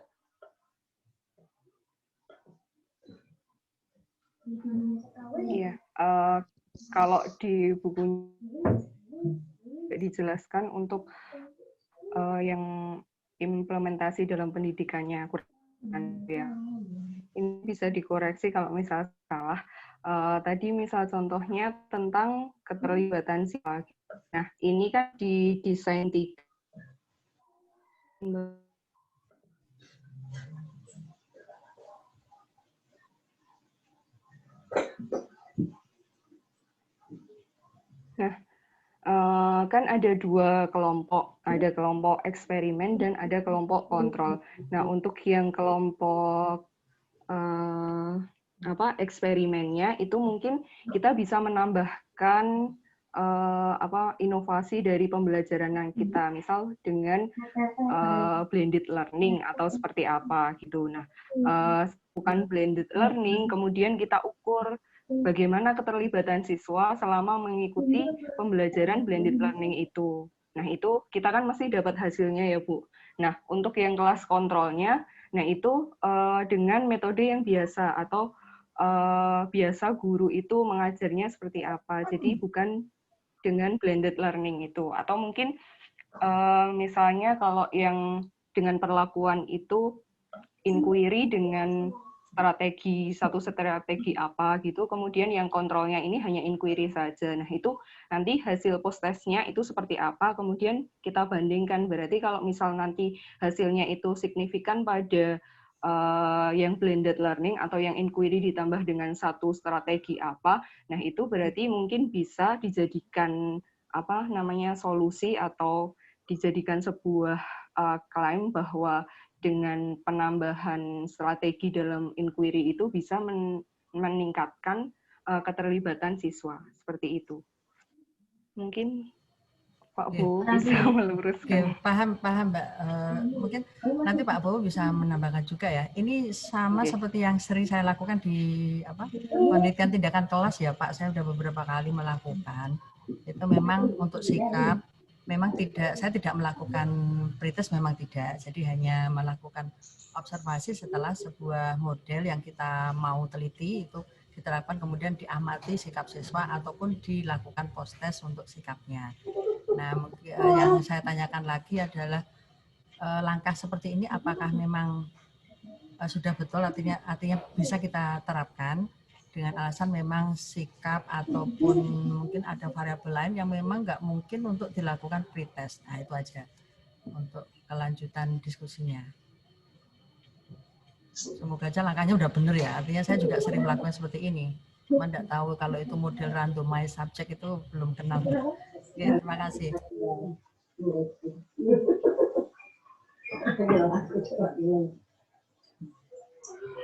Alhamdulillah, mohon maaf. Ya, silakan. Ada tambahan penjelasan? Ya, Pak Bowo. Ya, saya Nurvita. Ya, silakan, Mbak. Oke, mau menambahkan jawaban dari Mbak Nur Aditya tadi, sama seperti yang mau saya sampaikan. Kebetulan S1 kemarin skripsi saya itu tentang deteksi sikap environmentalnya siswa. Jadi pendidikan lingkungan pada siswa itu, kalau siswa menangkap itu kayak gimana. Nah, kemarin saya menggunakan cara yang sama, desain yang sama seperti yang dijelaskan oleh Mbak Nur. Jadi saya nggak pakai pretest, kemudian saya pakai post-test only design. Satu kelas itu saya beri perlakuannya itu dengan e-modul, berbasis discovery learning dan V-diagram. Yang satu saya tidak memakai perlakuan, dan itu bisa dilaksanakan Bu Puji, seperti yang dijelaskan Mbak Nur tadi. Seperti itu Pak Bowo. Oke, terima kasih, berarti udah benar ya yang kita lakukan. Oke. Terima kasih Mbak. Iya, sama-sama. Baik, silahkan, masih ada yang mau ditanyakan lagi?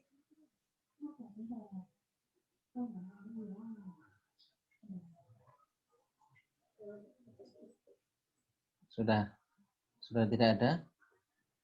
Kalau tidak ada, mohon saya izin share, Mbak. Tolong di stop share dulu. Ya, makasih.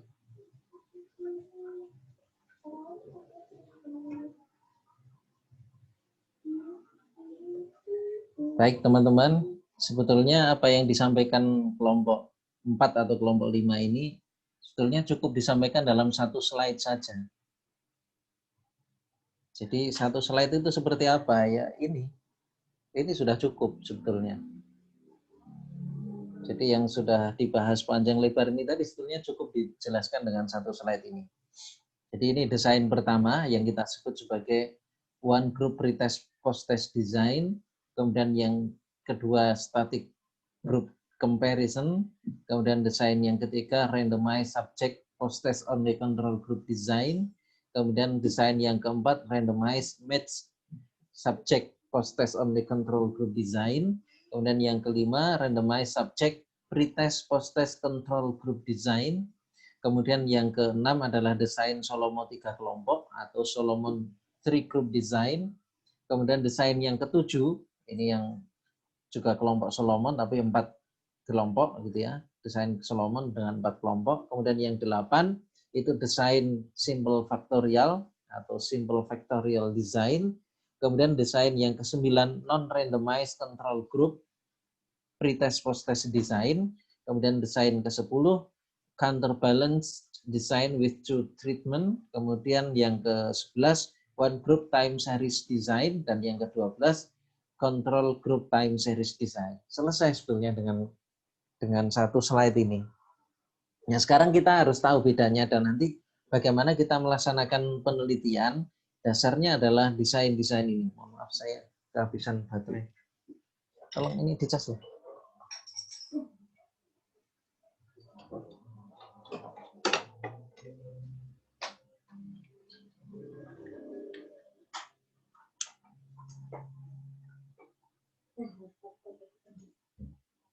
Ya. Jadi ini bisa kita pertegas lagi bagaimana kita memahami desain penelitian yang akan kita lakukan. Ya, apakah penelitian kita sudah benar atau belum, atau kita menggunakan desain yang lain yang kadang-kadang tidak ada dasar teorinya gitu ya. Nanti kita akan cek ya bagaimana penelitian itu kita laksanakan. Saya hanya akan menunjukkan, nanti mohon teman-teman bisa mencermati perbedaannya. Kita mulai dari desain yang pertama. Desain pertama itu disebut dengan one group pretest post-test design. Teman-teman tadi di slide pertama dari kelompok ini itu sudah disampaikan simbolnya, Y itu apa, X itu apa, R itu apa, C itu apa, E itu apa ya. Nah sekarang kita lihat desain yang pertama yang disebut dengan one group pretest post-test design. Teman-teman perhatikan di sini, ini hanya menggunakan satu kelompok, maka disebut dengan one group. Ya. Tetapi satu kelompok ini kita berikan pretest. Ya, kita berikan pretest. Nah, setelah pretest dilakukan, ini Y1 artinya pengukuran pada variabel terikat yang pertama, maka disebut dengan Y1, variabel terikat yang pertama. Contoh misalnya kita ingin mengukur dampak model inquiry terhadap sikap ilmiah misalnya. Maka sikap ilmiah ini kita ukur dulu sebelum penerapan model inquiry. Ya, maka ini kita sebut sebagai Y1.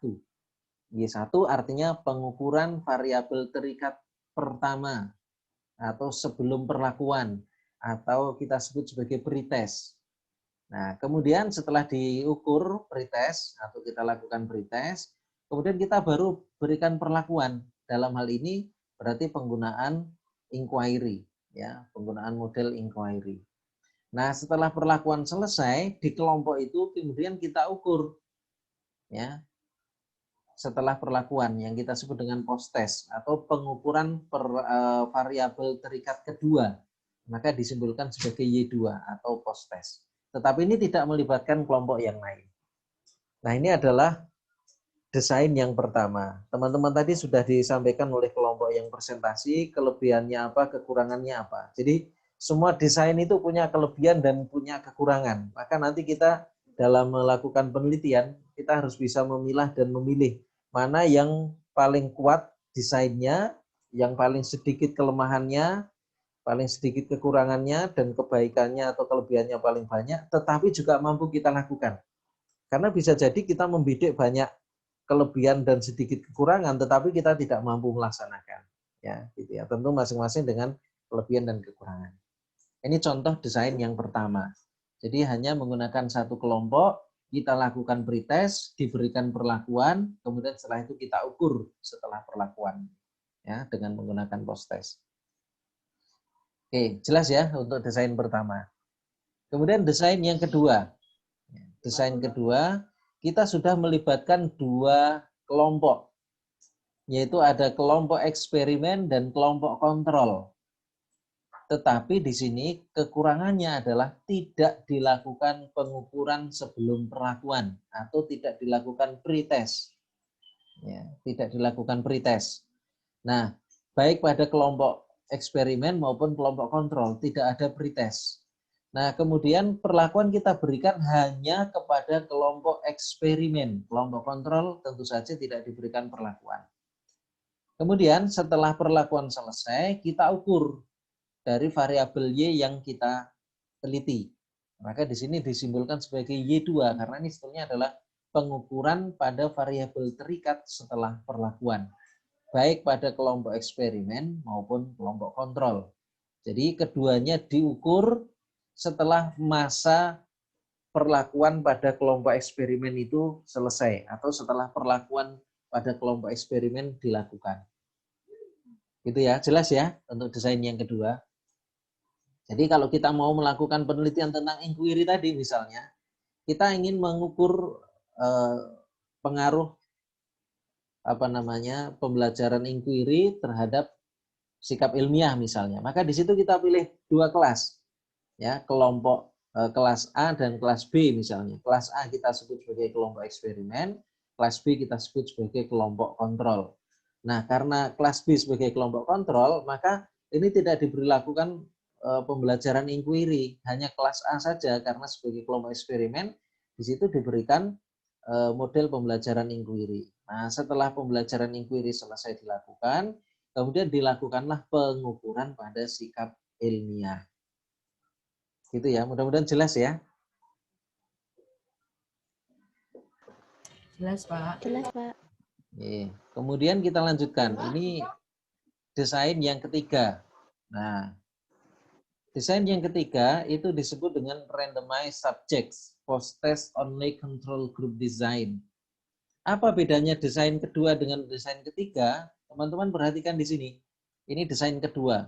Ada kelompok eksperimen atau E dan kelompok kontrol atau C, kemudian diberikan perlakuan, diukur post-testnya. Sementara di sini pada desain yang ketiga, ya, ini dari sini sama. Kalau kita tidak melihat yang di sebelah kiri ini, kolom paling kiri ini sama. Bedanya apa di situ? Ini ada random. R. Ya, ada R. Jadi subjeknya itu diacak. Nah, di situ setelah dilakukan pengacakan, baru kemudian kita tempatkan dalam kelompok. Artinya kalau misalnya kita punya siswa A, siswa B, kelas A, kelas B misalnya, di situ kita tidak menggunakan prinsip pengadministrasian kelas sebelumnya.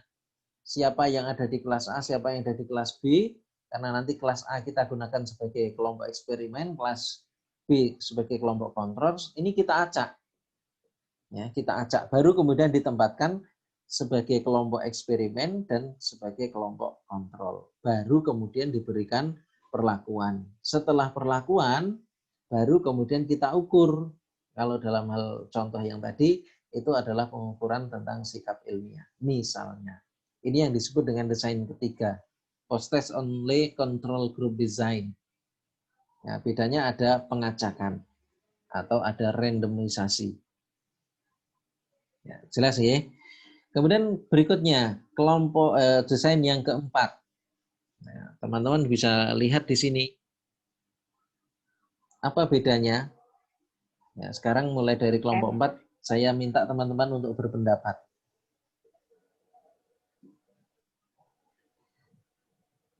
Dari kelompok 4 atau yang lain, Pak? Ya, boleh, bebas, ini bebas. Kita diskusi bebas. Ya, bedanya apa ini dengan kelompok sebelumnya? Ada dengan desain sebelumnya kok, kelompok sebelumnya. Dengan desain 3. Subjeknya Pak, subjeknya MR itu berarti dipasangkan. Iya. Jadi subjeknya ini dipasangkan. Jadi misalnya yang masuk dalam kelompok eksperimen dan kelompok kontrol di situ dipadankan. Misalnya pasangan pertama atau subjek pertama, ulangan pertama kelompok eksperimen dan ulangan pertama pada kelompok kontrol, misalnya kita ukur berdasarkan IQ-nya. Yang masuk ke kelompok eksperimen subjek pertama yang ber-IQ 120. Maka yang masuk di kelompok kedua, kelompok kontrol juga IQ-nya 120. Kemudian berikutnya yang IQ-nya 130 misalnya. Kelompok kedua yang kelompok kontrol juga 130. Begitu seterusnya sampai dengan sebanyak ulangan. Ya, jadi di situ ada apa namanya? Ada pemasangan ya, ada match antara ulangan yang ada di kelompok eksperimen dengan ulangan yang ada di kelompok kontrol. Gitu ya, jelas ya bedanya dengan desain-desain sebelumnya. Oke, kemudian berikutnya desain kelima. Nah, silakan, mohon komentarnya. Desain kelima, apa bedanya dengan desain-desain sebelumnya? Ada pretest, Pak. Ada pretest, Pak. Iya, ada pretest. Bedanya dengan desain 1? Sampelnya di random di sini, Pak. Subjeknya random. Ya, subjeknya. Selain di random? Grupnya, Pak. 2. Ya? Grupnya. Grupnya ada eksperimen sama kontrol. Iya. Betul. Ya, jadi di desain 1 itu hanya ada satu kelompok. Sedangkan di desain 5 ini ada 2 kelompok. Tapi itu ada random. Sehingga ini bedanya dengan desain 3, ya, itu bedanya adalah pada pretest, betul. Bedanya pretest. Bedanya dengan desain 4. Apa tadi? Nggak dipasangkan. Iya. Subjeknya random. Ada pemasangan. Ada pemasangan. Tapi adanya random. Ya, random. Gitu ya. Kemudian dilakukan pretest. Jadi ini di random, kemudian dilakukan pretest, diberikan perlakuan pada kelompok eksperimen, kemudian dilakukan pengukuran setelah perlakuan. Gitu ya. Oke, kemudian berikutnya yang keenam, desain Solomon 3 kelompok. Nah, teman-teman bisa sampaikan ini, coba salah satu, saya dibantu menjelaskan ini. Jadi Ya, itu desain ada Solomon. 2 kelompok. Ada 2 kelompok. 2 kelompok kontrolnya, Pak. Kalau yang sebelumnya itu kan kontrolnya cuma 1. Ya, kalau ini ada kalau satu yang Solomon Tree Group Design, ya. Kalau yang Solomon Tree Group Design ini ada 2 kelompok kontrol dengan yang kontrol yang pertama itu diberikan pretest tanpa diberikan perlakuan. Iya. Kalau yang kontrol yang kedua itu tanpa diberikan pretest dan tapi diberikan perlakuan dan diukur post-testnya. Iya, oke. Sama. Jelas ya? Ngerti bedanya dengan desain sebelumnya ya? Jelas, Pak. Oke, sip. Nah, nanti kira-kira kalau penerapan dalam penelitian bagaimana? Misalnya kasusnya tadi pada kita apa penggunaan model inquiry untuk mengukur sikap ilmiah. Misalnya gimana coba? Kalau itu tadi kita ingin meneliti itu?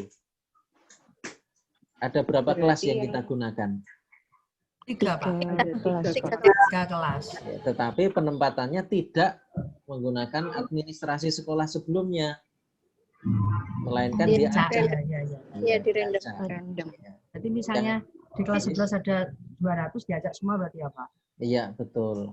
Diajak, kemudian satu kelompok sebagai kelompok eksperimen, 2 kelompok sebagai kelompok kontrol. Kontrolnya. Ya. 2 kelas atau 2 kelompok, yaitu kelompok eksperimen dan kontrol 1 diberikan pretest, kontrol 2 tidak diberikan pretest. Kemudian setelah itu diberikan perlakuan.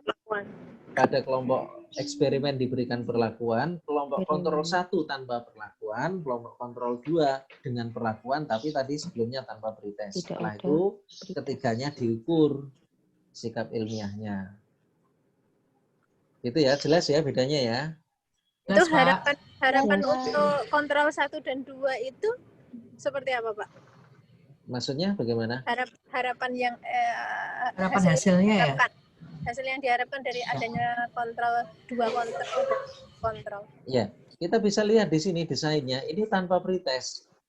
Kelompok kontrol 1 ini tanpa pretest. Maaf, dengan pretest tetapi tanpa perlakuan. Kemudian kita ukur. Kemudian yang kedua, ini tanpa pretest tapi diberikan perlakuan. Kemudian kita ukur. Ya. Nah, apa maksudnya? Kita ingin mengetahui apakah pretest itu punya dampak sebetulnya. Oh ya. Apakah ada interaksi antara pretest dengan perlakuan? Ya, apakah ada interaksi? Jangan-jangan memang sebelumnya itu sudah ada pengaruh. Sebelum diberikan perlakuan pun jangan-jangan sudah ada pengaruhnya. Gitu ya. Tapi ini juga punya kelemahan. Tadi sudah dijelaskan kelemahan dari kelompok desain ke-6 ini. Desain Solomon 3 kelompok. Oke, lanjut. Saya mohon penjelasan komentarnya untuk desain yang ke-7. Ya, mungkin silakan salah satu. Tambah lagi.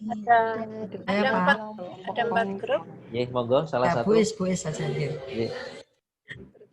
Ada 4 grup dengan eksperimen dan 3 kontrol.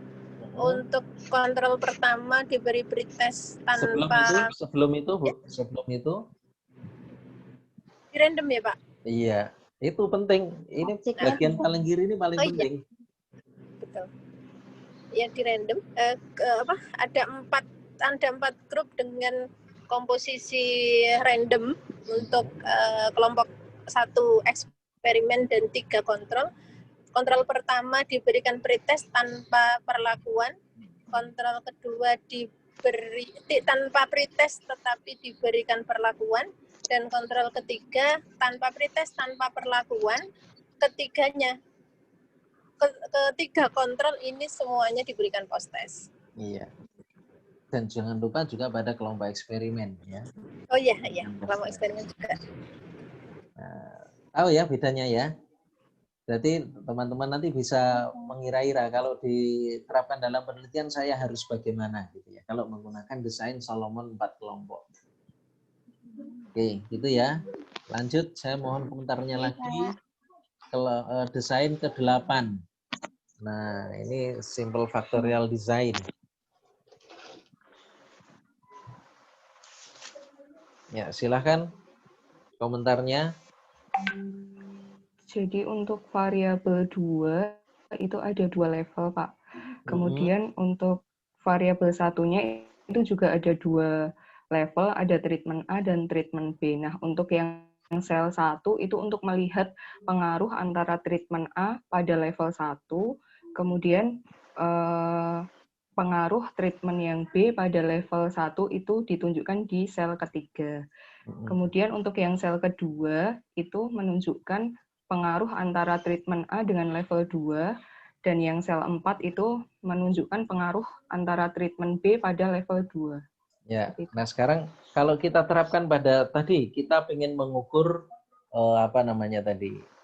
pembelajaran inquiry kaitannya dengan IQ misalnya. Bagaimana jadi ini IQ-nya dibagi jadi 2, ada IQ yang dikelompokkan, tinggi bukan dibagi dan ya. rendah. Dikelompokkan. Iya, dikelompokkan maksudnya. Ada level rendah atau tinggi? Ada high dan low.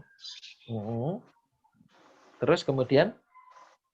Treatmentnya bisa model belajar. Treatmentnya bisa 2 model yang berbeda atau Tadi mungkin 2. kita pada contoh tadi pembelajaran inquiry, ya. Inquiry. Treatmentnya A berarti inquiry, kemudian treatmentnya B berarti apa tadi satunya? Misalkan discovery gitu ya Pak? Ya, ini kontrol bisa masuk di situ. Jadi treatment B itu artinya perlakuan tertentu. Nah, dalam hal ini kontrol itu dianggap perlakuan 0 atau tidak ada perlakuan. Ya, kalau di situ kita pilih kita kelompokkan dalam 2 kelas ya. Kelas A, kelas B misalnya. Kelas A kita belajarkan dengan inquiry, yang B dengan kontrol. Nah, yang ada di kelas A maupun kelas B di situ kita kelompokkan ada 2 macam kelompok atau 2 level dari IQ misalnya, IQ tinggi dan IQ rendah misalnya. Berarti random juga ya Pak? Ya, tetapi di situ penempatannya berdasarkan levelnya. Berdasarkan levelnya. Iya, jadi ada IQ tinggi dan IQ rendah. Di kelompok A ada kelompok IQ tinggi, di kelas A maksud saya, di kelas A ada kelompok IQ tinggi dan IQ rendah, demikian pula di kelas B ada kelompok IQ tinggi dan kelompok IQ rendah misalnya. Kemudian perlakuannya kita berikan, kelas A kita berikan inquiry, yang B tidak dengan inquiry, bisa dengan perlakuan yang lain atau dengan konvensional misalnya. Nah, di situ desainnya disebut dengan simple factorial, ya, 2 kali 2. Ya. Tahu ya bedanya ya? Iya Pak, jelas Pak. Kemudian berikutnya, desain 9, mohon komentarnya lagi.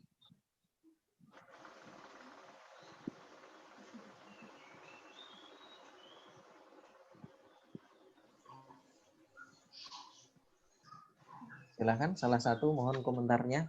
Ini paling banyak dilakukan di dunia pendidikan, desain 9.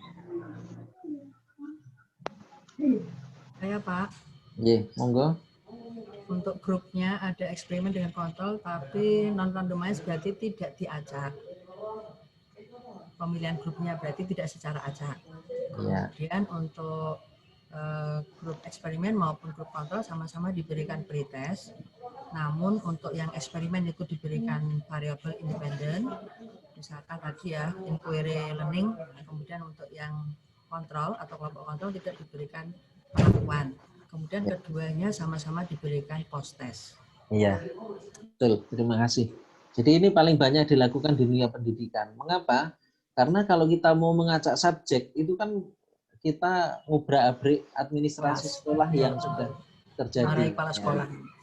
Jadi ini kelas A, kelas B atau IPA 1, IPA 2, IPA 3 dan seterusnya itu sudah ditata rapi. Nah, ini kalau diacak-acak itu biasanya bermasalah. Nah, maka umumnya di dunia pendidikan paling banyak menggunakan desain 9 ini. Kita memberikan perlakuan pada kelas A, kemudian tanpa perlakuan di kelas B. Sebelumnya kita ukur dulu pretestnya, variabel terikatnya. Kemudian setelah itu kelompok di kelas A kita berikan perlakuan. Setelah itu perlakuan selesai, dilakukan pengukuran. Itulah yang disebut dengan pretest post-test design, ya, atau non-randomized control group pretest post-test design. Jadi nanti teman-teman kalau menyebutkan desain penelitiannya mohon disebutkan secara lengkap, lengkapi dengan gambarnya ini, sehingga lebih meyakinkan. Ya.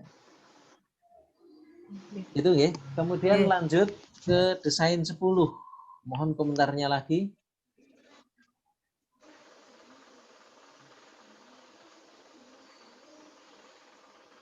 Ya, salah satu mohon komentarnya. Desain 10.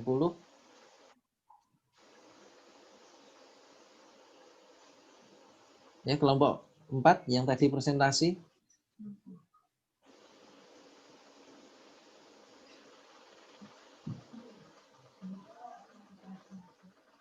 Apa ini bedanya dengan ini? Dengan desain 8? Ini simple factorial design. Kemudian yang ini counterbalance design with two treatments.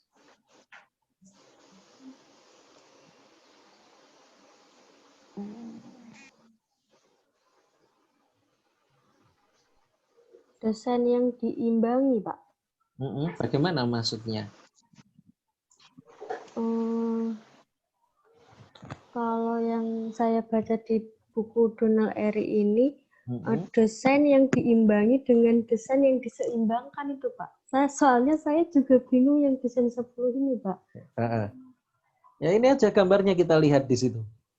Kalau dilihat grup 1 dan grup 2, misalnya satu eksperimen, satunya kontrol, dua-duanya diberikan perlakuan yang sama di apa namanya Pak, di flip gitu, dibalik. Misalnya ini grup 1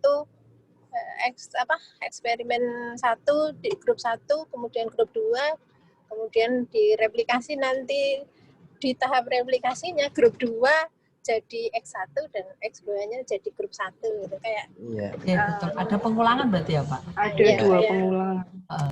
Jadi di situ ada dua perlakuan, tapi kelompoknya dipertukarkan. Ya, ditukar. Iya, jadi jadi separuh jalan kelas A diberikan perlakuan pertama, ya, kemudian setelah separuh perjalanan itu dibalik gitu ya ceritanya. Nah, ini tentu saja dengan banyak kelebihan dan kekurangan desain seperti ini. Ngerti ya bedanya ya dengan sebelumnya ya? Oke, Pak. Oke. Nah, kemudian yang ini agak agak panjang. Sebentar ini. Pak Bowo, ya? tadi kalau setengah jalan dibalik itu bukan setengah subjek bukan setengah anggota kelas. Bukan ya. Bukan. Semuanya. Ya, makanya ini disebutnya sebagai grup 1. Grup 1. Ya. Grup 1.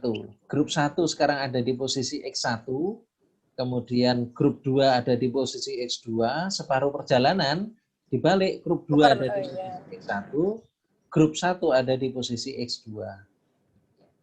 Ini kayak saya baru dengar ini deh Pak, penerapan langsung di contoh penelitiannya gimana ya Pak? Ya tadi, jadi misalnya kelompok kelas A dan kelas B. Ya. Kelas A diberi inquiry, kelas B diberikan discovery. Oh ya. Separuh perjalanan kelas A diberikan inquiry, kelas B dengan discovery.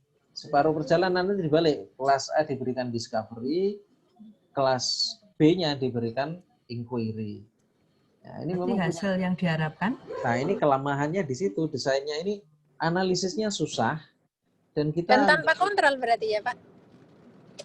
Ya. Bisa juga kelas B tadi kontrol bisa. Kelas B itu kita sebut sebagai kontrol bisa, artinya tidak. Oh ya, kontrol untuk satu treatment ya Pak, misalnya. Iya. Untuk treatment X1 berarti grup 1 sebagai eksperimen, grup 2-nya berarti sebagai kontrolnya. Bisa begitu. Dibaliknya gitu. Dibalik, nanti separuh perjalanan yang tadinya diberikan perlakuan, sekarang tidak diberi perlakuan. Ya. Oh, tapi pernah Pak, penelitian kayak gini pernah ada? Jarang, hampir tidak pernah dilakukan, karena ini punya banyak kelemahan. Ini kan kita tidak bisa mengetahui ini dampak dari perlakuannya itu bagaimana. Iya, membayangkan saja susah ini. Ya. Pelaksananya gampang, tetapi nanti hasilnya yang tidak bisa dipertanggungjawabkan. Oh iya. Memperlakukan seperti itu gampang, tetapi pertanggungjawabannya nanti kan ada kaitannya dengan validitas internal, validitas eksternal yang tadi disampaikan di akhir dari kelompok 4 ini. Gitu ya? Oke, nah berikutnya time series satu kelompok. Nah, ini bedanya dengan desain pertama tadi, apa kira-kira? Banyaknya pretest dan juga post-test yang dilakukan, Pak. Iya. Jadi bedanya dengan desain 1, kalau desain 1, nanti kita lihat mana tadi desain. Cuma satu kali. Satu kali pretest, satu kali post-test. Sebelum perlakuan itu diberikan pretest, setelah perlakuan diberikan satu kali post-test. Nah, ini yang desain 11 ini ada post-test pertama, pretest pertama, pretest kedua, pretest ketiga, pretest keempat. Baru kemudian diberikan perlakuan. Setelah itu kita lakukan post-test. Ya, ada Y5 sampai dengan Y8. Jadi post-testnya dilakukan 4 kali. Tujuannya apa? Ini kita untuk melihat, ya, untuk melihat apakah setelah perlakuan itu nanti ada dampak yang bisa dipertahankan atau tidak. Demikian pula ini pretesnya ini, jangan-jangan perlakuan atau kondisi-kondisi sebelumnya itu memang sudah berpengaruh apa yang terjadi pada subjek dalam penelitian itu. Maka dilakukan pengukuran berulang, ya, minimal 4 kali. Kemudian baru diberikan perlakuan. Setelah diberikan perlakuan, apakah dampak dari perlakuannya itu bisa bertahan stabil gitu ya. Maka dilakukan pengukuran secara berulang. Itu pada desain 11, One Group Time Series Design. Untuk pretest post-testnya itu sama Pak, antara pretest 1, 2, 3, 4, itu apakah sama atau beda? Idealnya sama, kalau tidak sama, soalnya harus diyakinkan betul itu sejajar. Okay. Ya, Soalnya kalau soalnya sama persis kan bisa sama persis, iya betul. Nanti akan timbul pertanyaan, setidaknya bocor oleh dirinya sendiri. Oh, ini soalnya pada biyen nih, nah gitu. Ya, ini kelemahannya memang di situ. Ya, kelemahannya di situ. Salah satu kelemahannya. Ya, kelemahan yang lain masih ada, ya tadi sudah disampaikan. Nah, berikutnya desain terakhir, Control Group Time Series Design. Teman-teman bisa lah ini, tidak usah dijelaskan karena tadi sudah ada penjelasan sebelumnya. Iya Pak. Ya. Paham ya ini ya? Iya Pak. Paham. Ya, sebetulnya intinya hanya ini teman-teman, desain penelitian itu. Nah, di dunia pendidikan tadi saya sudah sampaikan yang paling banyak dipakai itu ini. Faktorial. Non-randomized control group pretest post-test design. Karena keterbatasan yang kita lakukan, yang ada, kemudian juga apa yang bisa kita lakukan itu punya batasan-batasan.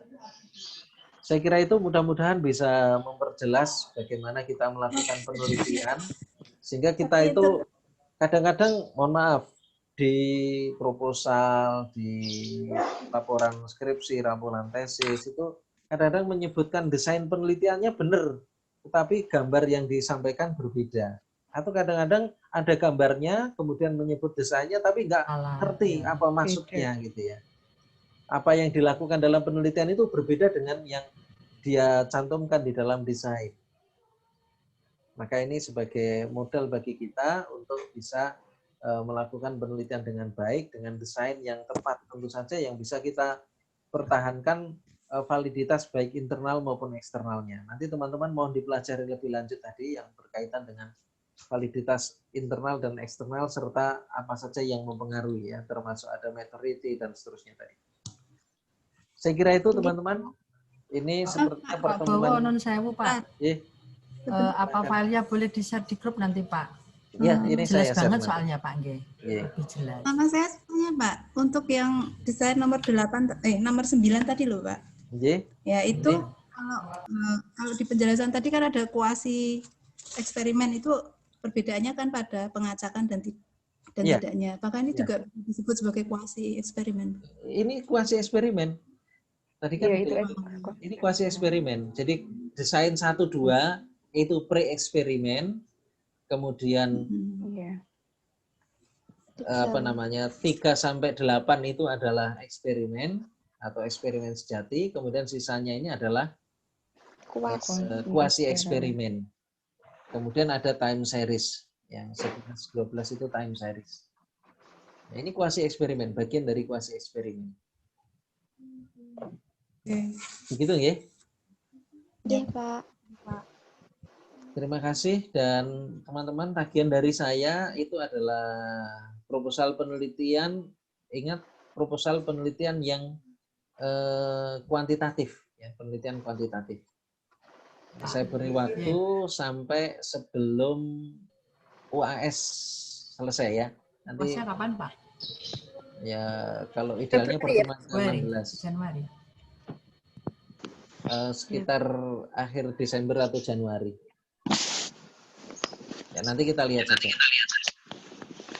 Oke, begitu nggih. Saya tunggu proposalnya sebagai bahan untuk penilaian di mata kuliah saya. Saya tidak melakukan. Kita akhiri. Terima kasih. Dan mohon nanti diikuti proses perkuliahan selanjutnya bersama dengan Bu Retno dan Bu Nurni. Kemarin sudah ada kuliah tamu dari Taiwan, itu juga sangat menjadi inspirasi bagi kita dalam melakukan rancangan dan sekaligus melaksanakan penelitian. Kita akhiri, sekian dulu. Assalamualaikum warahmatullahi wabarakatuh. Waalaikumsalam warahmatullahi wabarakatuh. Terima kasih Pak Bowo. Terima kasih Pak. Sama-sama. Mohon presensi OCW jangan lupa ya. Sudah diisi. Sampun. Sudah, Pak. terima kasih.